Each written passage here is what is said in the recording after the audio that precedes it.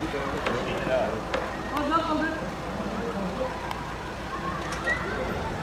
tane alalım. 39 biraz geri gelirseniz Sayın Mehmet Hocam. Yok. Biz birbirimiz daha sen iki oda. 23.95. Bir de ay kaç? Bu Fatih'in. 4.95. 24.95. Daha önce de aldınız mı? Hayır. Onu da alalım. Piyasada satılan tüm gıda ürünleriyle ilgili etiket bilgileri Türk Gıda Kodeksine göre denetlenmektedir. Bu denetimler etiketlerdeki bakanlık tarafından belirlenen son tüketim tarihi, tavsiye edilen tüketim tarihi, bakanlık izni ve muhafaza koşulları şeklinde olmaktadır. Denetimler yapılırken programlı olan denetimlerimiz de var. Rutin, sürekli bakanlık tarafından Türkiye'nin 81 ilinde öngörülüp planlanan programlı denetimlerimiz de var. Onun dışında ALO 174 gıda hattımız var. Buraya gelen şikayetleri de değerlendirerek denetimleri yapıyoruz. Bunun dışında bizatihi vatandaşlarımızın şifayı ve yazılı dilekçeleriyle de biz gıda ürünleri satan yerleri denetliyoruz. Şunun bilinmesi gerekiyor.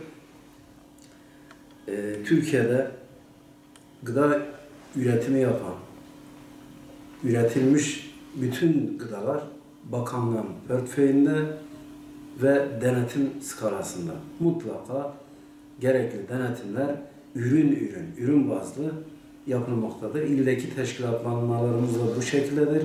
Gıda Yem Şube Müdürlüğümüzde her ürün alanında yetkili arkadaşlar var ve belli periyotlarda buraları denetlemektedirler.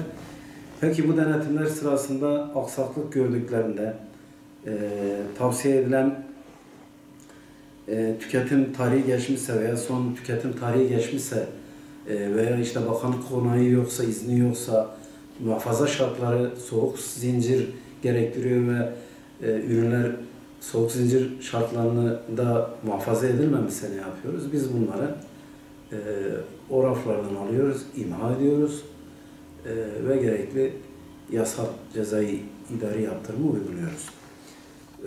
Şunun bilinmesi gerekir. Bu konuda bir açıklık getirmem gerekir. Son tüketim tarihi ile tavsiye edilen tüketim tarihi birbirine karıştırılmaktadır. Bizim vatandaşlarımızın son tüketim tarihini ve tavsiye edilen tüketim tarihini iyi bilmeleri gerekiyor. Ürün takibi yaparken, raflardaki ürünleri kontrol ederken, alırken bu konuda biraz detaylı bir açıklama yapmak istiyorum. Son tüketim tarihi mikrobiyal açıdan çabuk bozulabilen et ürünleri, süt ürünleri, yumurta, yemek gibi gıda ürünlerinde kullanılan tarih olup bu ürünlerde son tüketim tarihinin geçmesi halinde kesinlikle tüketilmemesi gerekiyor ve marketlerde veya gıda satış yerlerinde bunların raftan kaldırılması gerekiyor. Eğer tüketiciler böyle bir ürünle karşılaşırlarsa ALO 174 hakkından direkt bize ihbarlar bulunmaları gerekir. Et ürünleri, süt ürünleri, yumurta, yemek gibi mikrobiyal açıdan bozulabilecek son tüketim tarihi bu tür ürünlerden. Peki bazı gıdalarda tavsiye edilen tüketim tarihi var. Bunlar da mikrobiyal olarak çabuk bozulmayan un, tuz, makarna, reçel, bisküvi gibi gıdalar da kullanılan tarihlerdir. Bu tarz ürünlerde gözle görülür bir bozulma, küflenme, kokuşma, renk değişimi gibi durumlar yok ise biz bunların uygun muhafaza şartları altında raflarda bulunulmasına müsaade ediyoruz. Bu bakanlık tarafından mevzuatla belirlenmiş bir konudur. Bu konunun karıştırılmaması gerekiyor. Son zamanlarda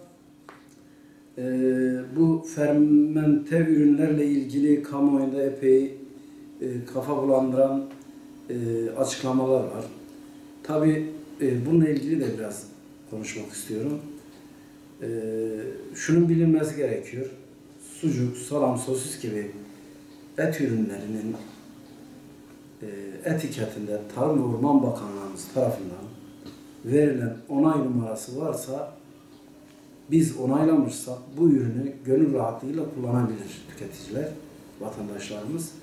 Öncelikle bu tür ürünlerde bizim onay numaramızı aramaları gerekiyor.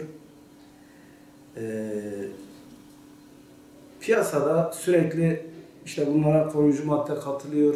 O koruyucu maddeler sürekli kullanıldığında insanlara zarar veriliyor gibi bir kamuoyunda bazı şeyler paylaşılıyor. Şöyle söyleyeyim. Türk Gıda Kodeksi katkı maddeleri yönetmeliğinde belirtilen kriterler doğrultusunda bu tür yiyeceklere katkı maddeleri, koruyucu maddeler katılmakta. Bunların oranları bellidir ve bunlar da sürekli kurumumuz tarafından piyasada numune alınarak denetlenmektedir. En ufak bir aksaklıkta gerekli işlemler yapılmaktadır. Onay olmayan, merdiven altı üretilen ürünlerde bu koruyucu maddeler fazla katılabilir. Bununla ilgili sıkıntılar olabilir. Onaysız ürünlerde sakınca görüyoruz. Bizim vatandaşlarımıza tavsiyemiz bu tür salam, sucuk, sosis gibi ürünlerin üzerinde bizim bakanlığın onayını aramaları. Onay varsa kullanabilirler, onay yoksa kesinlikle riskli görüyoruz. Tabii ki beslenme, diyetetik açıdan değerlendirildiğinde Dünya Sağlık Örgütü'nün de bazı tavsiyeleri var. Bu tür ürünleri sürekli her gün kullanmak insan vücuduna da zarar verebilir. Bu ayrı bir şeydir. Fakat bu ürünlerin içerisindeki kullanılan, bu ürünler bozulmasın diye katılan ürünlerin belli bir ölçüsü var. Bakanlık tarafından koyulmuş kriterleri var ve biz bu ürünleri sürekli sahada ürün bazlı denetimler yaparak kontrol ediyoruz. Yetiştiricilerimiz bizim onay verdiğimiz ürünleri vatandaşlarımız tüketebilirler. Bu arada sağlıklı gıdanın tüketiciye arzında sürekliliği sağlamak için vatandaşlarımıza önemli rol düşmektedir. Mutlaka raflardan ürün alırken aldıkları ürünün son kullanma, son tüketim tarihine baksınlar. Ürünlerde bombe, şişme, bu tür şeyler varsa baksınlar, kontrollerini yapsınlar. Çünkü sizlerden gelen dönüşler bizim daha etkin çalışmamıza katkıda bulunacaktır. Hepinize sağlıklı, mutlu, hayırlı günler diliyorum.